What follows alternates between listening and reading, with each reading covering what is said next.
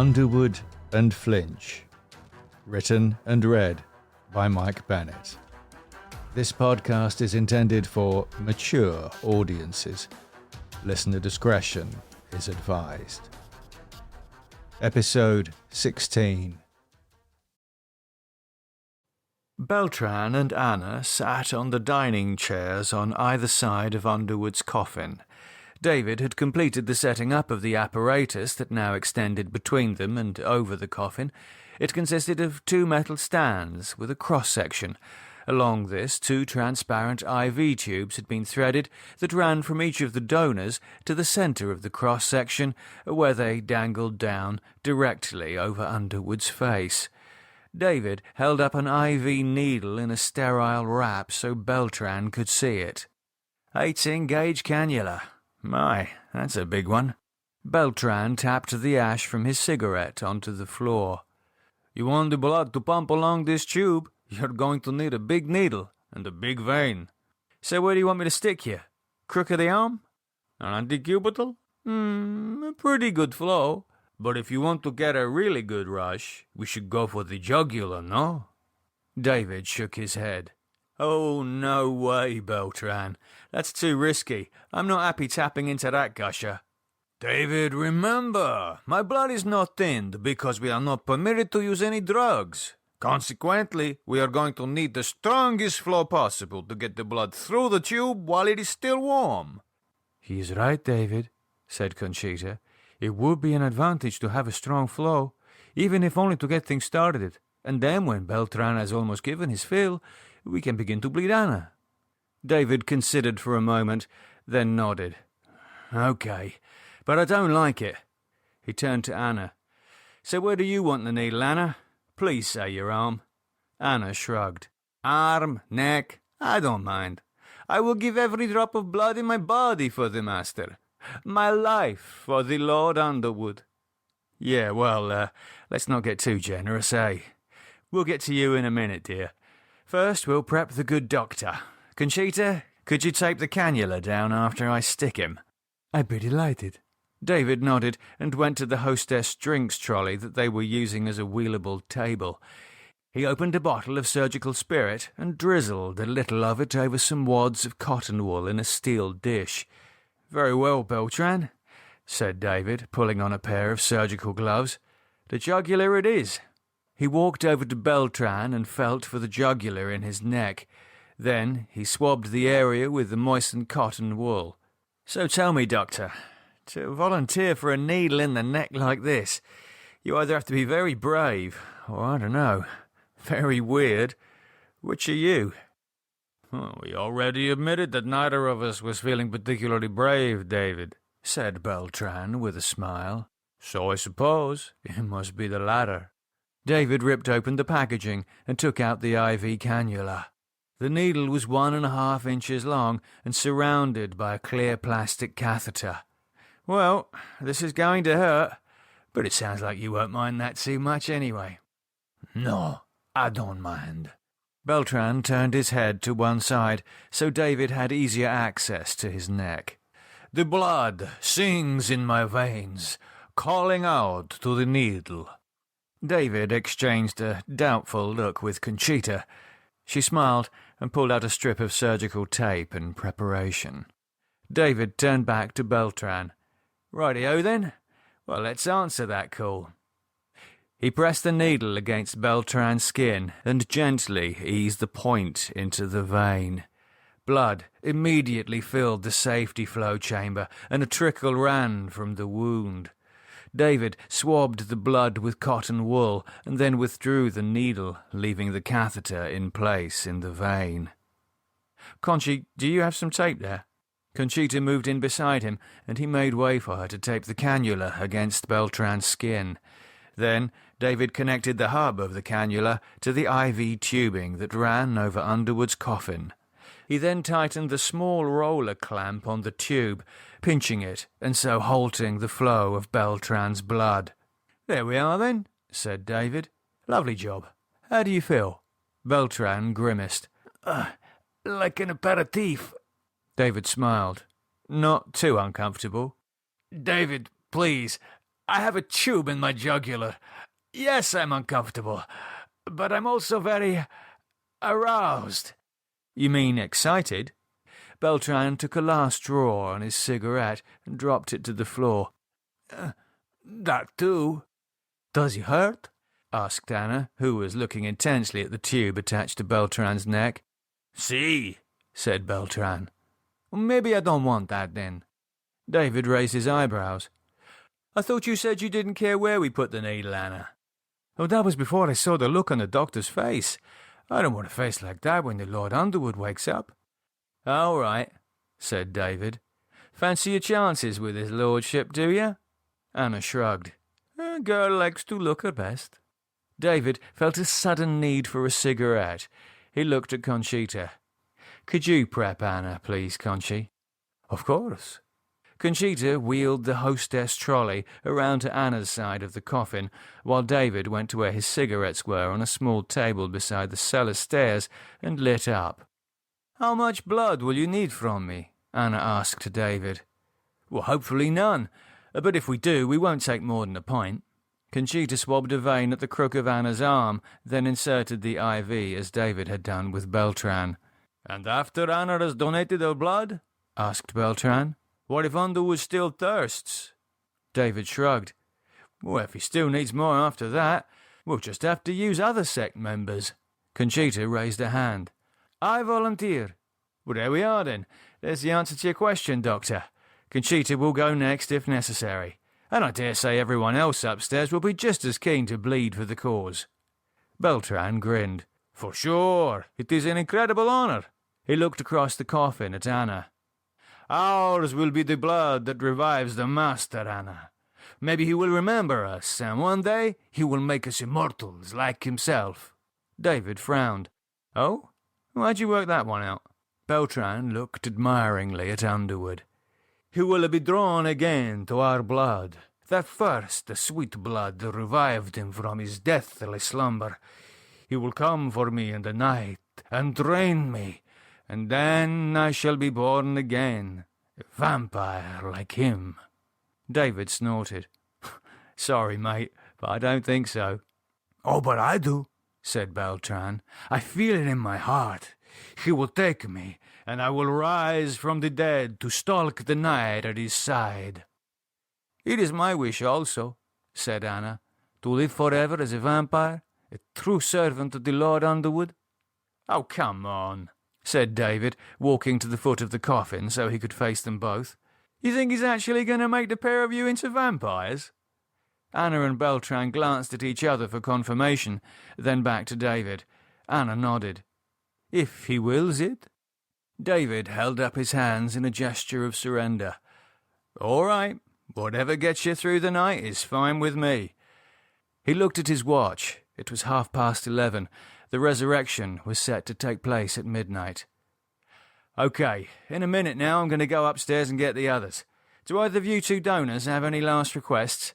Let me rephrase that. Is there anything I can get you before everyone else comes down? For me, no, said Beltran. I have all I need. A tube in my neck and a song in my heart. David looked at Anna. Anna? Anna considered a moment, then turned to Conchi and said in Spanish, How is my makeup? Conchi smiled. You look beautiful, Anna. Anna was delighted. She turned back to David. I need nothing, Senor David. As they say in the United States, bring it up. David chuckled and gave her the thumbs up. Okay, Anna, I'll do that. 15 minutes later, with slow and stately steps, the hooded members of the sect descended the stairs to the cellar. They proceeded in single file to where David gathered them against a wall towards the back of the cellar. No sooner had they taken their positions than many of them, realizing they had a poor view of the coffin, began to shuffle about, pushing each other and vying for a better view. David told them to settle down. Then he noticed that Lydia was missing. He turned to see her and the Bensons chatting to Beltran beside the coffin. He called to them. Lydia and Mr. and Mrs. Benson. They looked over. Could you come here, please?" Lydia rolled her eyes, muttered something to Beltran, and then the three of them walked over to David. "Yes, your guardianship?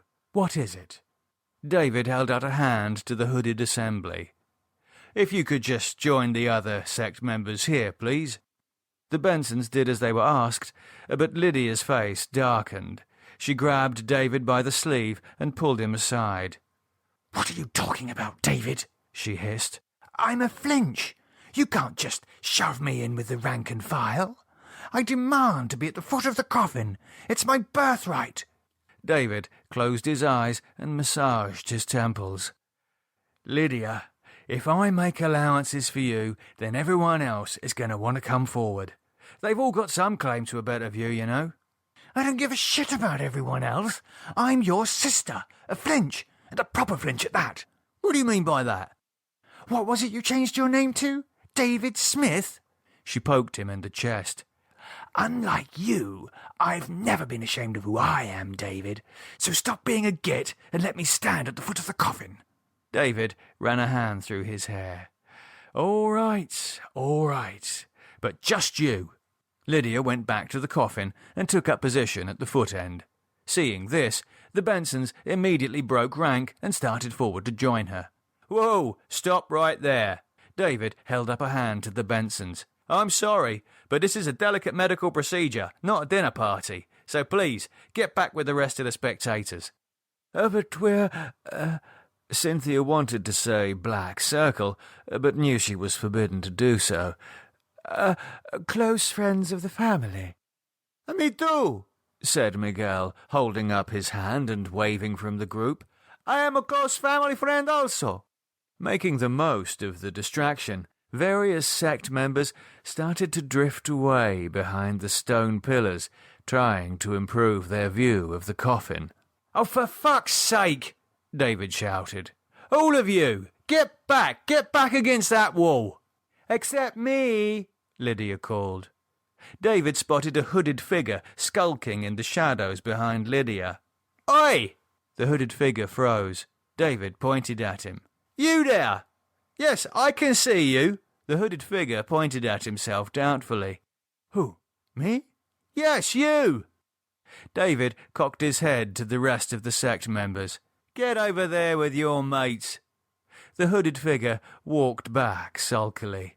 "And from now on," David said, addressing all the sect members, "there'll be no more going walkabout around the cellar.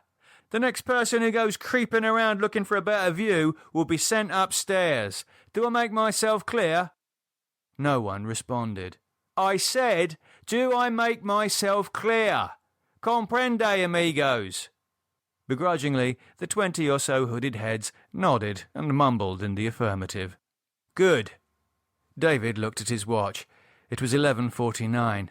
He went over to the coffin and beckoned to Conchita, who was holding a candelabrum with 3 candles burning. "Could you bring those candles over here, please, Conchi? I could use a bit more light, seeing as how we have to work in these..." He waved a hand at the candles that lit the walls around them. "Dungeon-esque conditions." "Oh, stop moaning," said Lydia. "It's atmospheric." "It's bloody dark is what it is," said David. Lydia turned and went to where another candelabrum flickered in an alcove. She picked it up and returned to the coffin. "There. Better?" "Yes, thank you." David took a fresh pair of surgical gloves from the hostess trolley and pulled them on. "Okay." He looked at the candle-lit faces gathered around the coffin. "Are we set?" They nodded.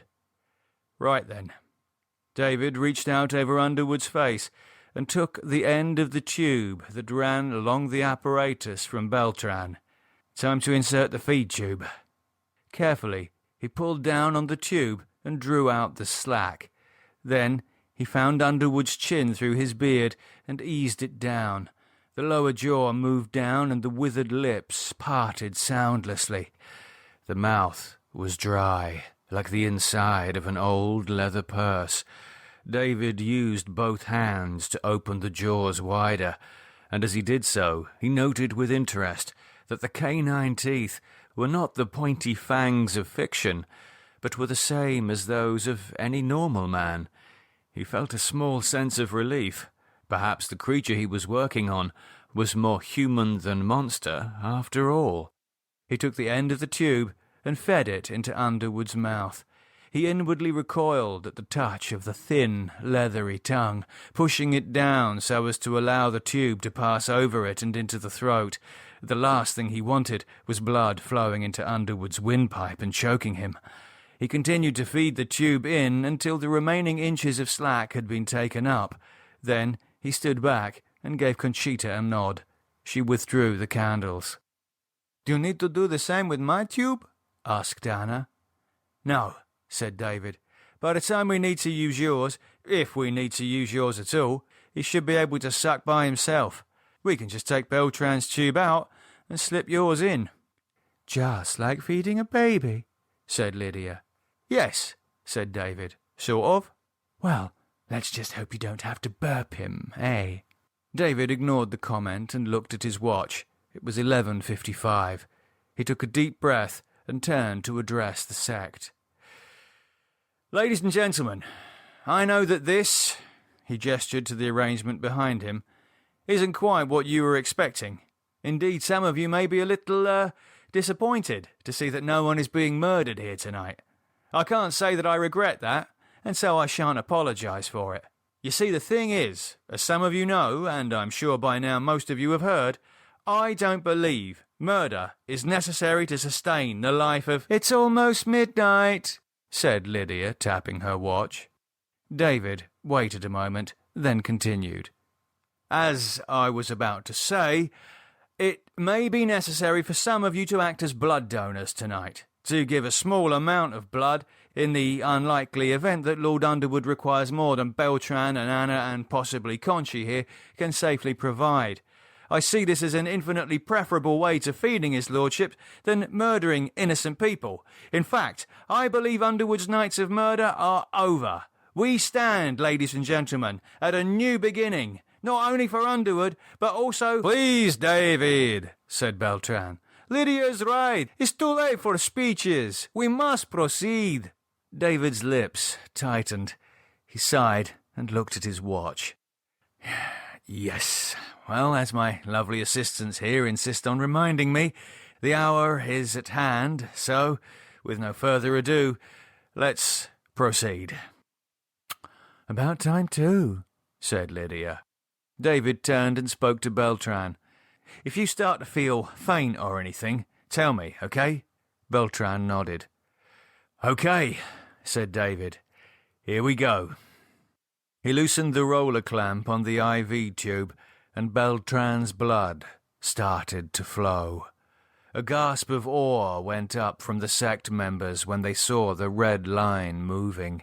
They pointed, nudging each other and muttering in various languages. David watched as the blood crept along the tube, moving out now over the coffin and approaching Underwood's face. "Oh my God," said Beltran. "It's so exciting." "I wish I could say the same," said David. "You're not excited?" "No, I'm shitting myself." "Really?" asked Anna. "No," said David. "It's just an expression. It means I'm scared." "Will you two shut up?" said Lydia. "This is a sacred moment, not a smutty English class." She turned to the sect. "All hail Lord Underwood." The sect members took up the chant in low voices. "Hail Lord Underwood! Hail Lord Underwood!" David gripped the edge of the coffin and watched as the blood reached the point where the tube twisted downwards. As the blood started to descend, it seemed to grow faster, as if it were eager to get to its destination. Lydia stopped chanting and came to David's side. She laid her hand over his on the coffin's edge, but he barely noticed her as the blood in the tube passed between Underwood's lips. "How long is the tube?" asked Lydia. "Not long," said David. "Maybe 20 centimetres. So the blood should run into his throat about—" The tube feeding into Underwood's mouth gave a minute twitch. "Now." David felt Lydia's hand tighten on his. He looked at Conchita. "Did you see that?" "Yes," said Beltran. "He's alive," said Lydia.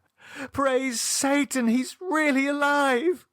The chanting behind them stopped, and certain bolder sect members shuffled forwards.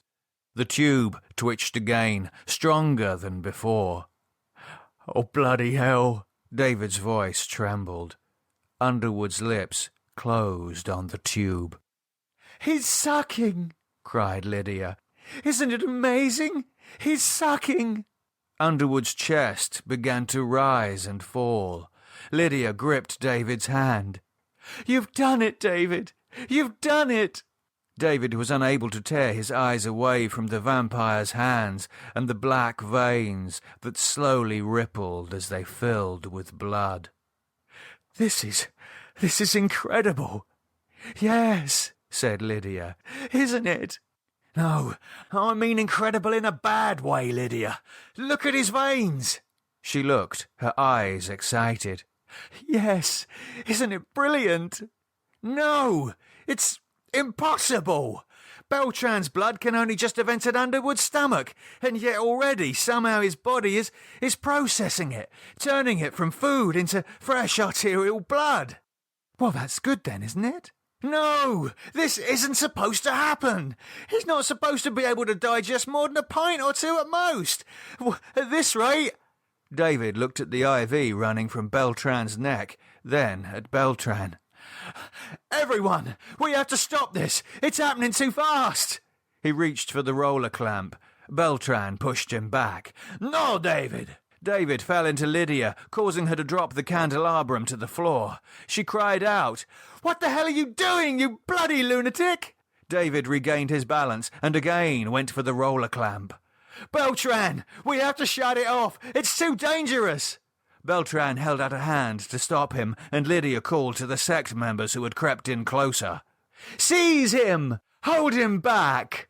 The hooded figures ran forward, grabbed David by the arms, and dragged him back. "No!" David cried. "Let me go, Lydia! Stop it before it's too late!" "Oh, shut up, you wimp!" said Lydia. "It is too late for you." She turned back to the coffin and froze. Underwood's hands were moving. Slowly they crept up his body, his talon-like nails brushing through his long black beard until they came to his mouth and touched the plastic tubing. "Conchita," said Lydia, "bring those candles closer." Conchita came closer, and the candlelight fell over Underwood's face. Immediately, Underwood turned towards the light. "Master," Lydia whispered.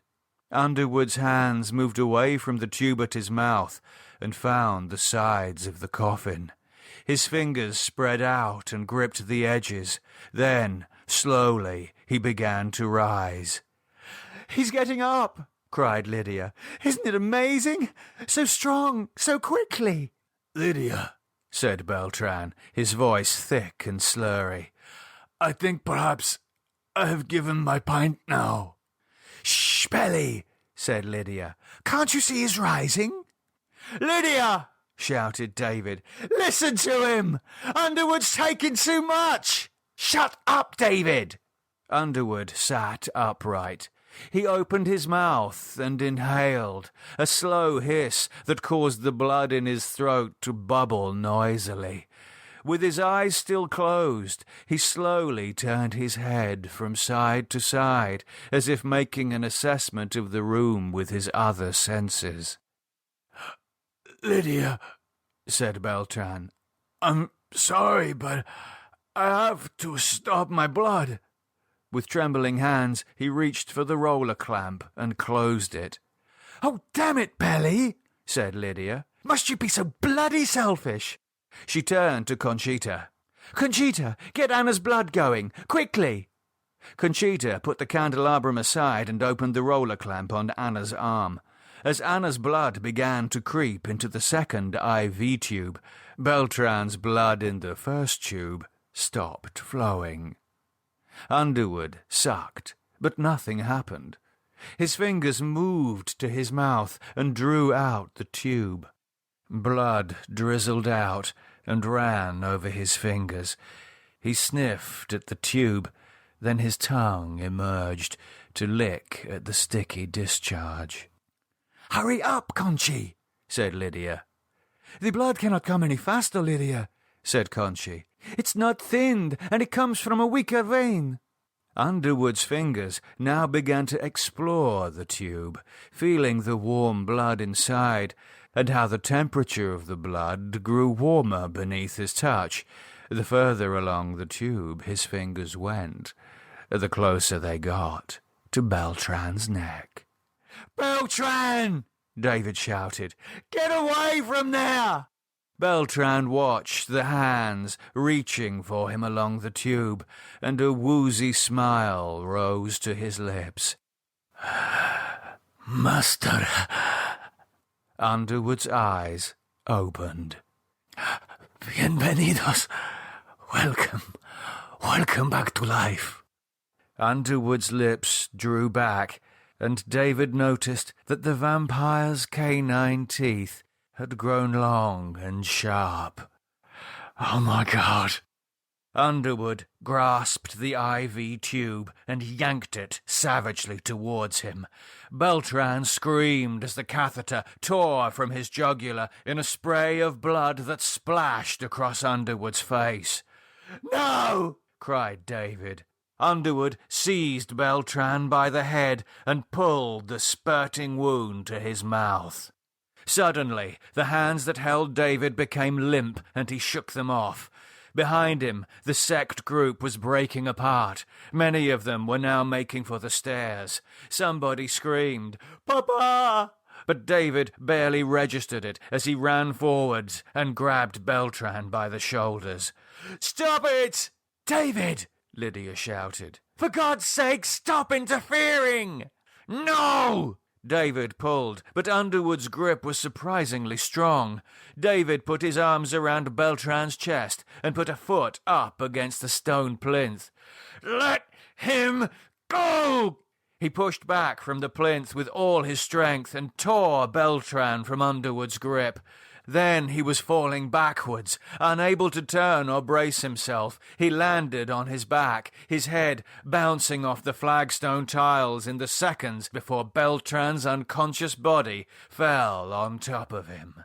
For a moment, David lay stunned, tiny points of light exploding before his eyes and voices sounding as if he were hearing them from underwater. Then he became aware of the warm liquid that was spreading around him. He raised his hand up before his eyes, and blood dripped onto his face. It shocked him into alertness. He tried to get up, but Beltran was like a dead weight on top of him. He raised his head as much as he could and saw Lydia backing slowly away from the coffin. David struggled, his shoulders slipping in the blood that pooled beneath him. Then he saw why Lydia was backing away. Underwood was climbing out of the coffin. His body, which had been cadaverous only minutes before, was now almost fully restored. His skin was the watery grey colour of slush, and his eyes, which had sunk back to a normal set, were fierce above his blood-saturated beard. "My lord," said Lydia. "I am Lydia." Underwood ignored her and walked unsteadily towards David. David redoubled his efforts to get out from underneath Beltran. He pushed and tried to roll him off, but found himself slipping and sliding in the blood. Underwood reached for him. "He knows," thought David. "He knows I came down to cut his head off, and now he's going to kill me." "No!" cried David. "No!" Underwood now stood directly above him, his taloned fingers descending. David closed his eyes and turned away. A moment passed, another, and then he felt Beltran's weight lifted from him. He opened his eyes to see Underwood hauling Beltran into an upright position. Underwood took a moment to adjust the angle of Beltran's head, then brought the now weakly pumping wound back to his lips. David turned his face away. He was about to drag himself clear when Underwood, evidently anticipating his move, brought a foot down hard upon his neck, pinning him to the floor. David grabbed at the blood-slicked sole of Underwood's shoe and tried to push it away, but he could barely lift it enough to breathe. Helplessly, he watched as Beltran raised a hand, as if in meek protest. It fluttered for a moment, then fell, twitching at his side. Lydia cleared her throat. "My lord, I am your servant."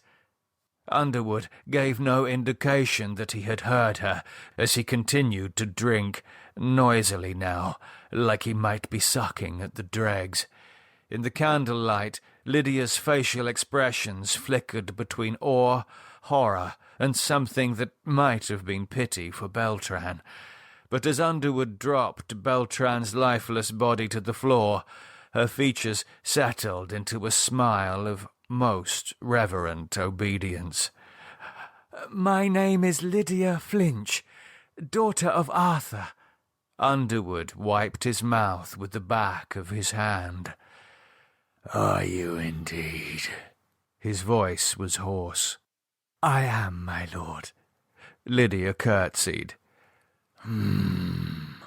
Underwood looked down at David, who was still clawing at his foot. "And who," he said, lifting his foot from David's throat, "might you be?" David choked and gasped for breath. "He is David, my lord," said Lydia, "the youngest son of Arthur, and, regrettably perhaps, your new guardian."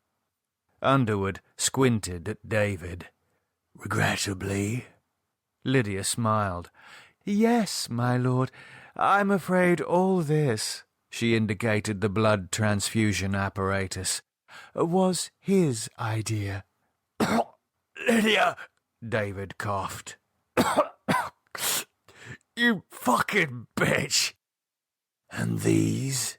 Underwood nodded to the remaining members of the sect, who were now cringing against the far wall.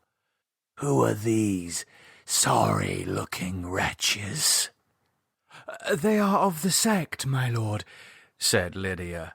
"Your faithful servants." Underwood used one of his long fingernails to pick a morsel of Beltran from between his teeth. "I see. Didn't your father give you my instructions? I specifically stated I should have a quiet resurrection, just a victim to be bled and nothing more. Instead, I awakened to this pantomime." "He did, my lord, but I thought—" Lydia began. "You thought you'd disobey me?" Lydia bowed her head. "Forgive me, my lord, I can't explain." Underwood took her by the chin and raised her face to his. "Look at me when I'm talking to you." His nails pressed into her flesh as he spoke. "Mark this well, Miss Flinch. I don't look kindly upon disobedient servants. With me, you get one chance, and then you're out. And when people leave my service, they do so in a pine box." "I'm sorry, master." "Yes, I've no doubt you are." Underwood let her go. At the same moment, he stepped on David's fingers. David gasped and gritted his teeth, but didn't cry out. "The same goes for you, Flinch. Don't think that because you come from a noble line, I won't put you down like a dog if you displease me." He lifted his foot and staggered slightly before regaining his balance. Lydia took a step towards him. "Are you all right, my lord?" Underwood raised a hand. "No, I've been dead for 50 years, Suffice it to say, I'm feeling a little off-colour. He pointed to the sect members. You lot, he cocked a thumb to the stairs. Get out. The hooded figures hurried out, all except 3, one of whom lay on the floor while the other 2 tried in vain to lift him. Didn't you hear me? David rolled over and looked behind him to see Ildefonso Hernandez pull his hood down and look appealingly to Underwood. Forgive me, Lord Underwood. It is my father. I think he has had the heart attack. Ildefonso. David got to his feet and hurried over to them. Senor Hernandez Sr. was lying on the floor. His face was ashen, and his breathing was thin and raspy. You're right. We need to get him to a hospital. Ticker packed up, has it, Flinch? Asked Underwood, picking up Beltran's overturned seat and dropping down onto it. Yes, my lord. Pity. He's no use to me, then. My meals need a pulse. It is my fault, said Ildefonso. I should never have let him come, but he insisted. Don't blame yourself, Ildefonso, said David. I shouldn't have let you bring him down here. He turned and called to Conchita where she stood on the other side of the coffin. Conchi, can you help us? He turned and shouted up to the last retreating members of the sect on the stairs. Hey, you 3 on the stairs! They stopped and crouched down on the stairs to look at him. He waved them back. Can you come back here and give us a hand? Conchita came around the coffin, genuflecting to Underwood as she passed him. Underwood nodded to her, amused. She joined David at the same time as the 3 sect men. We have to get Senor Hernandez here to a hospital immediately. Conchi, will you go with him? Of course, I will do whatever I can. She knelt to help Senor Hernandez. Oh, and Conchi, said David. She looked up at him. Stay away from here, okay? She nodded. A few minutes later, Conchi and the others were gone, and David and Lydia stood facing Underwood across the empty cellar. So, Underwood sat with his legs crossed and an arm draped over the back of the seat. This is it. You 2 are all that remains of dear old Arthur Flinch. I'm sorry, my lord, said David. This is all my fault. Yes, so I understand. I thought we could bring you back without... David shook his head helplessly. Without murdering anyone. Underwood inclined his head as if he hadn't heard correctly. Come again? I thought we could resurrect you, humanely. Humanely? Underwood looked around the cellar at the blood that seemed to have sprayed onto practically every surface. Well, it looks like I'm not the only one who's had something of a rude awakening tonight. No, sir. David hung his head. Of course I expect all this bloody mess to be cleaned up by sunrise. Yes, my lord, said Lydia. Underwood considered her for a moment. He smiled. Good. Well, carry on then. You're dismissed. Lydia curtsied. Yes, my lord. She turned to leave. David followed. A chair scraped on the far side of the coffin, and Anna stood up. She had been so still and quiet in all the chaos that David had forgotten all about her. He noticed that her IV line was now closed, but that blood had nonetheless reached the end of the tube and dripped into the coffin. Not you, dear, said Underwood. Master, said Anna, I am your humble servant. No, madam, you are my humble breakfast. Kindly remain seated. My lord, said David, please. Run along, Flinch. This doesn't concern you. But... Underwood turned on him. I said run along before I cut your worthless throat. Well, why don't you? David shouted. Let her go! Take me! I'm the one that's failed you, and God knows I've got nothing to live for now. Oh no, Flinch, not so. Underwood's lips drew back from his bloody teeth in a smile. You've got me. Lydia moved to David's side and took him by the arm. Come on, David, let's just go. Reluctantly, David allowed her to lead him away. He looked back to Anna. Anna! A tear spilled onto his cheek. I'm so sorry. Anna shook her head. Don't be sorry, Senor David. It's all right. My life for the Lord Underwood. That's the spirit, Anna, said Underwood as he walked to her around the coffin. Lydia pulled David to the stairs. David, let's go. This is what he does, and you were a fool to ever think otherwise. David went up the stairs. At the top he turned back. Anna stood with her back to him, her face raised to Underwood's. Underwood brushed her long hair back from one of her shoulders, then looked up at David. He raised his eyebrows, as if to inquire what David was still doing there. For God's sake, David, said Lydia. She looked back to Underwood and Anna. Can't you see? They want to be alone. She pushed him through the doorway into the library. Then she stepped in after him, before pulling the door quietly closed behind her. Thank you for listening to Underwood and Flinch. At the time of me posting this episode, the podcast is incomplete here at YouTube. More episodes will be added in time. If the next episode has been uploaded, you'll see a link to it on your screen in a moment. But if it's not, don't despair.